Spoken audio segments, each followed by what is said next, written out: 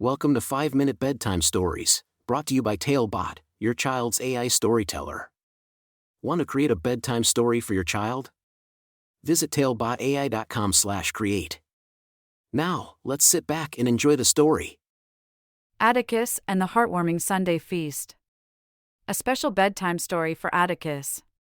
Once upon a time, in a cozy little town called Honeyville, there lived a kind-hearted and adventurous 6-year-old boy named Atticus.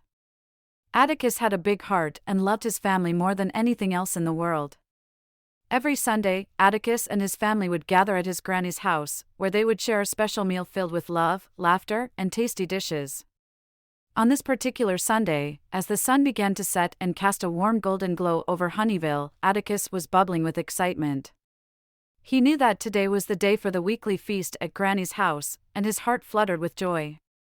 Atticus loved the delicious food, but more than that, he cherished the moments spent with his family, full of hugs, kisses, and happy faces. As Atticus skipped down the cobblestone path to Granny's house, he could smell the mouth-watering aroma of Granny's famous roast chicken, crispy on the outside and juicy on the inside. His tummy rumbled with anticipation.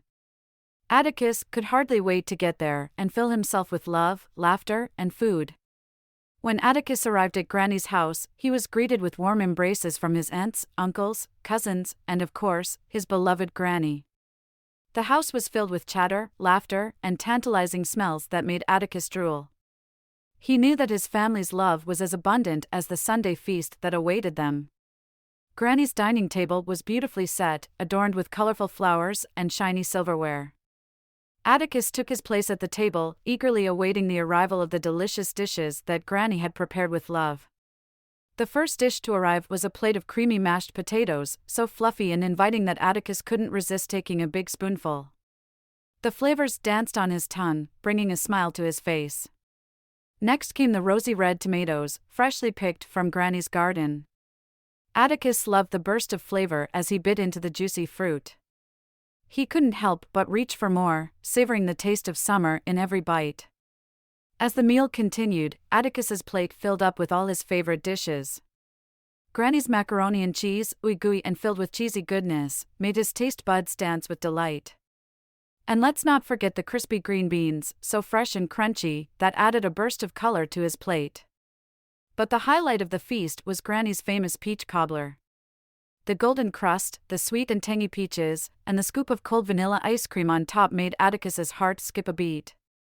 As he took his first bite, he closed his eyes and savored the moment, feeling the warmth of Granny's love in every mouthful. Just as Atticus was about to finish his last bite, something unexpected happened. The lights in Granny's house flickered and then went out. Darkness enveloped the room, causing a hush to fall over the family. But Atticus wasn't scared. He knew that even in the darkness, his family's love would shine bright. Granny's voice broke the silence. "Don't worry, everyone. We may not have electricity, but we have each other," she said with a reassuring smile. Atticus's heart swelled with pride as he looked around at his family members, their faces illuminated by the flickering candlelight. Suddenly, Atticus had an idea. He remembered a game his friends had taught him, where everyone took turns sharing something they loved about the person sitting next to them. Atticus suggested they play the game, hoping to bring back the warmth and joy that had filled the room just moments before. One by one, each family member shared their love and appreciation for the person beside them. They spoke of kindness, laughter, and the little things that made their bond unbreakable. Atticus's heart soared as he listened to his family's words of love and admiration. As they continued the game, something magical happened. The darkness seemed to fade away, replaced by a warm glow that radiated from each person's heart. Atticus realized that it wasn't the electricity that made their Sunday feast special, but the love and togetherness they shared. With the game complete, Granny stood up and led the family in a heartfelt song. Their voices harmonized beautifully, filling the room with love and joy. Atticus's heart swelled with happiness, and he knew that this moment would forever be etched in his memory. As the last note faded away, the lights suddenly flickered back on.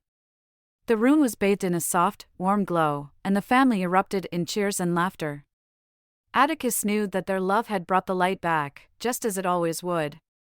With full bellies and even fuller hearts, Atticus and his family shared one last round of hugs and kisses. They knew that their Sunday feast had been more than just a meal. It was a celebration of love, family, and the special bond that tied them all together.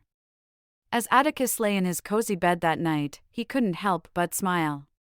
The warmth of his family's love still lingered in his heart, and he knew that no matter what challenges they faced, they would always be full of love. And so, with a contented sigh and dreams of future feasts dancing in his head, Atticus drifted off to sleep, knowing that he was the luckiest boy in the world to have a family so full of love. Thank you for joining us on this enchanting journey. If you enjoyed tonight's story, remember, the magic doesn't have to end here.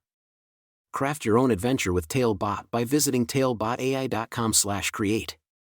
And as a special treat, use the coupon code TALE99 at checkout to get your bedtime story for just 99 cents, instead of the usual $2.99.